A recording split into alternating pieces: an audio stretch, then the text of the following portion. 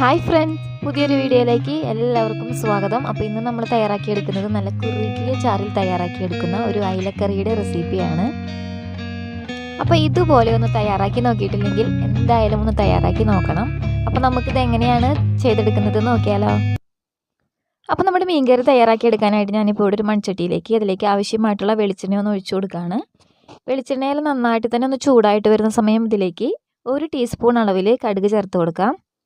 കടുകെല്ലാം ഒന്ന് നന്നായിട്ട് തന്നെ ഒന്ന് പൊട്ടി വരട്ടെ. അതിനുശേഷം നമുക്ക് ഇതിലേക്ക് ചേർത്ത് കൊടുക്കാനുള്ളത് ഉലുവയാണ്.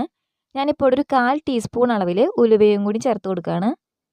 അതിനുശേഷം നമുക്ക് ഇതിലേക്ക് ചേർക്കാനുള്ളത് ഇതുപോലെ ഒരു പീസ് ഇഞ്ചി ചെറുതാക്കി കട്ട് ചെയ്തതും, അതിനോടൊപ്പം തന്നെ ഇതുപോലെ ഒരു 10 അല്ലിയോളം വെളുത്തുള്ളി എടുത്തിട്ടുണ്ട്. അത് 2ആക്കി കട്ട് ചെയ്തതാണ്. അതും കൂടിയും ഇതിലേക്ക് ഇട്ട് കൊടുത്തിട്ടുണ്ട്.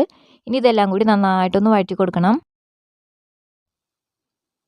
അപ്പോൾ നമ്മുടെ ഇഞ്ചിയും വെളുത്തുള്ളിയൊക്കെ നന്നായിട്ട് തന്നെ ഇവിടെ ബ്രൗൺ കളറായിട്ട് വന്നിട്ടുണ്ട്. ഈ ഒരു സമയം നമുക്ക് ഇതിലേക്ക് ചേർത്ത് കൊടുക്കാനുള്ളത് ചുവന്നുള്ളിയാണ്. ഞാനിപ്പോൾ ഇവിടെ ഒരു 15 ചുവന്നുള്ളിയോളം എടുത്തിട്ടുണ്ട്. അത് ഇതുപോലെ നൈസാക്കി കട്ട് ചെയ്ത് വെച്ചിട്ടുള്ളതാണ്. അതും കൂടിയും ഇതിലേക്ക് ചേർത്ത് കൊടുത്തിട്ട് നന്നായിട്ട് തന്നെ ഇത് വഴറ്റിയെടുക്കണം. അപ്പോൾ ഇതുപോലെ നമ്മുടെ ചുവന്നുള്ളി നന്നായിട്ട് തന്നെ വഴറ്റിയെടുക്കണം. ഇനി നമുക്ക് ഇതിലേക്ക് ചേർത്ത് കൊടുക്കാനുള്ളത് തക്കാളിയാണ്. ഞാനിപ്പോൾ ഇവിടെ ഒരു വലിയ തക്കാളിയാണ് എടുത്തിരിക്കുന്നത്. അത് ഇതുപോലെ നന്നായി പഴുത്ത തക്കാളി തന്നെ എടുക്കണം. ഇപ്പോൾ ചെറിയ തക്കാളി ആണെങ്കിൽ ഒരു 2 എണ്ണമൊക്കെ എടുക്കാം. ഇത് നമ്മുടെ മിക്സിയുടെ ജാറിലേക്ക് ഇട്ട് കൊടുത്തിട്ട് ഇതുപോലെ തന്നെ നന്നായിട്ട് തന്നെ അടിച്ചെടുക്കണം. എന്നിട്ട് നമുക്ക് ഇതും കൂടി ഇതിലേക്ക് ചേർത്ത് കൊടുക്കാം. എന്നിട്ട് ഇതെല്ലാം കൂടി നന്നായിട്ട് തന്നെ ഒന്ന് മിക്സാക്കി കൊടുക്കണം. തക്കാളിയിലെ ആ പച്ചമണമെല്ലാം മാറി കിട്ടുന്നത് വരെ നന്നായിട്ട് തന്നെ ഒന്ന് വഴറ്റി കൊടുക്കണം. അപ്പോൾ നമ്മുടെ തക്കാളിയെല്ലാം ഒരു ഏകദേശം ഒന്ന് വഴണ്ടി വരുന്ന സമയം ഞാനിതിലേക്ക് ഒരു 3 പച്ചമുളകും കൂടിയും 2ആക്കി കട്ട് ചെയ്തിട്ട് ഇട്ട് കൊടുക്കുകയാണ്. എന്നിട്ട് ഒന്നും കൂടി ഒന്ന് നന്നായിട്ട് വഴറ്റി ഇതിലെ നമ്മുടെ തക്കാളിയിലെ വെള്ളമെല്ലാം ഒന്ന് വറ്റി നന്നായിട്ട് തന്നെ വഴണ്ട് വരണം. എങ്കിൽ മാത്രമേ നമ്മുടെ മീൻകറി നല്ല ടേസ്റ്റായിട്ട് വരത്തുള്ളൂ. ഇപ്പോൾ നമ്മുടെ തക്കാളിയിലെ വെള്ളമെല്ലാം വറ്റി നന്നായിട്ട് തന്നെ വഴണ്ട് വന്നിട്ടുണ്ട്. ഇതിപ്പോൾ എണ്ണയെല്ലാം നന്നായിട്ട് തന്നെ തെളിഞ്ഞ് വന്നിട്ടുണ്ട്. ഈ സമയം വേണം നമുക്കിതിലേക്ക് പൊടികളെല്ലാം ചേർത്ത് കൊടുക്കാനായിട്ട്. ഞാനിപ്പോൾ ഇവിടെ ചേർത്ത് കൊടുക്കാൻ പോകുന്നത് മഞ്ഞൾപ്പൊടിയാണ്. ഇപ്പോൾ ഇതുപോലെ ഒരു 1/4 ടീസ്പൂൺ അളവിൽ മഞ്ഞൾപ്പൊടി ചേർത്ത് കൊടുക്കുക. കൂടെ തന്നെ ഇതിലേക്ക് നമുക്ക് 1 ടേബിൾ സ്പൂൺ അളവിൽ മല്ലിപ്പൊടിയും ചേർത്ത് കൊടുക്കാം. അപ്പോൾ മല്ലിപ്പൊടിയും ചേർത്ത് കൊടുത്തതിന് ശേഷം നമുക്കിതിലേക്ക് ചേർക്കാനുള്ളത് മുളക് പൊടിയാണ്. ഞാനിപ്പോൾ ഇവിടെ എടുത്തിരിക്കുന്നത് കാശ്മീരി ചില്ലി പൗഡറാണ്.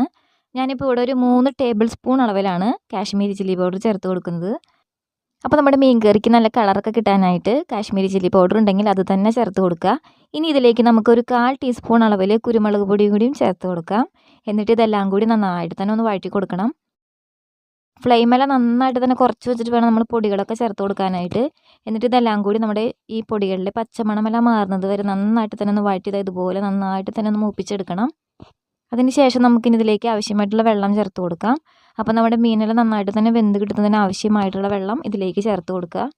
എന്നിട്ട് ഇതെല്ലാം കൂടി നന്നായിട്ട് തന്നെ ഒന്ന് മിക്സാക്കി കൊടുക്കണം. അതിന് ശേഷം നമുക്കിനി ഇതിലേക്ക് ആവശ്യമായിട്ടുള്ള ഉപ്പ് കൂടി ഒന്ന് ചേർത്ത് കൊടുക്കാം. ഇനി നമ്മളിതിലേക്ക് ചേർത്ത് കൊടുക്കാൻ പോകുന്നത് കുടംപുളിയാണ്. ഞാനിപ്പോൾ ഇവിടെ ഒരു 3 പീസ് കുടംപുളിയാണ് എടുത്തിട്ടുള്ളത്. അത് ഇതുപോലെ വെള്ളത്തിലിട്ട് വെച്ചിട്ടുണ്ടായിരുന്നു. ഇത് കൂടി നമുക്കിതിലേക്ക് ചേർത്ത് കൊടുക്കാം. അപ്പോൾ നമ്മൾ തക്കാളി ചേർത്ത് കൊടുത്തതുകൊണ്ട് തന്നെ നിങ്ങൾ പുളിയെല്ലാം നോക്കിയിട്ട് ചേർത്ത് കൊടുത്താൽ മതി. ഇനി ഇതെല്ലാം കൂടി നന്നായിട്ടൊന്ന് തിളച്ച് വരണം. ഇപ്പോൾ ഇതിവിടെ നന്നായിട്ട് തന്നെ ഒന്ന് തിളച്ച് വന്നിട്ടുണ്ട്. ഈ സമയം നമുക്ക് ഇതിലേക്ക് എടുത്ത് വെച്ചിരിക്കുന്ന മീനൊന്ന് ചേർത്ത് കൊടുക്കാം. അപ്പോൾ നമ്മളിതിലേക്ക് ചേർത്ത് കൊടുക്കാൻ പോകുന്നത് അയിലമീനാണ്. ഞാനിപ്പോൾ എടുത്ത് ഫുള്ളായിട്ട് തന്നെയാണ് ഇതിലേക്ക് ചേർത്ത് കൊടുക്കുന്നത്. ഇതെല്ലാം നന്നായിട്ട് ക്ലീൻ ചെയ്ത് കഴുകി ഇതുപോലെ 2 സൈഡ് നന്നായിട്ട് തന്നെ ഒന്ന് വരഞ്ഞെടുത്ത് വെച്ചിട്ടുള്ളതാണ്. ഈ മീനെല്ലാം നമുക്കിതിലേക്ക് ഓരോന്നായിട്ട് ഇട്ട് കൊടുക്കാം. ഇനി ഇതിൻ്റെ മുകളിലോട്ടായിട്ട് നമുക്ക് കുറച്ച് കറിവേപ്പില ഇതുപോലെ അങ്ങ് ഇട്ട് കൊടുക്കാം. ഇനി നമുക്കിതൊരു മീഡിയം ഫ്ലെയിമിലേക്ക് ഇട്ട് കൊടുത്തിട്ട് അടച്ച് വെച്ചിട്ട് ഒരു 10 മിനിറ്റോളം ഒന്ന് വേവിച്ചെടുക്കാം. ഇതിപ്പോൾ ഒരു 5 മിനിറ്റൊക്കെ കഴിഞ്ഞിട്ടുണ്ട്. അപ്പോൾ നമ്മുടെ മീനെല്ലാം ഒന്ന് പകുതിയോളം വെന്ത് വന്നിട്ടുണ്ട്. ഈ സമയം നമ്മൾ ഇതുപോലെ ഒന്ന് ചുറ്റിച്ച് കൊടുക്കാനായിട്ട് മറന്നു പോകരുത്. അപ്പോൾ നമ്മൾ സ്പൂണോ കയ്യിലോ ഒന്നും വെച്ച് ഇളക്കി കൊടുക്കാതെ ഇതുപോലെ ഒന്ന് ചുറ്റിച്ച് കൊടുത്തേക്കണം. ഇനി ഇത് നമുക്കൊരു 5 മിനിറ്റ് കൂടി ഒരു മീഡിയം ഫ്ലെയിമിൽ തന്നെ ഇട്ട് കൊടുത്തിട്ട് നന്നായിട്ട് തന്നെ ഒന്ന് വേവിച്ചെടുക്കണം. ഇതിപ്പോൾ 5 മിനിറ്റ് കൂടി കഴിഞ്ഞിട്ടുണ്ട്. അപ്പോൾ നമ്മുടെ മീനെല്ലാം നന്നായിട്ട് തന്നെ വെന്ത് വന്നിട്ടുണ്ട്. അപ്പോൾ നമ്മുടെ ഈ മീൻകറിയുടെ മുകൾ ഭാഗത്തൊക്കെ നോക്കി നന്നായിട്ട് തന്നെ എണ്ണയെല്ലാം തെളിഞ്ഞ് വന്നിട്ടുണ്ട്.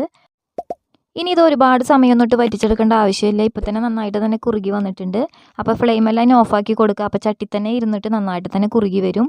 അപ്പോൾ ഇന്നത്തെ ഈ ഒരു റെസിപ്പി നിങ്ങൾക്ക് ഇഷ്ടമായെന്ന് വിചാരിക്കുന്നു. അപ്പോൾ നമ്മളിത് തയ്യാറാക്കുന്ന സമയത്ത് തക്കാളിയെല്ലാം നന്നായിട്ട് തന്നെ വഴറ്റിയെടുക്കാനായിട്ട് പ്രത്യേകം ശ്രദ്ധിക്കണം.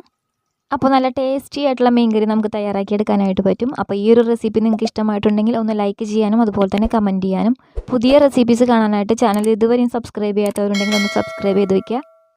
അപ്പോൾ ഇനി അടുത്ത റെസിപ്പി ആയിട്ട് കാണാം. താങ്ക്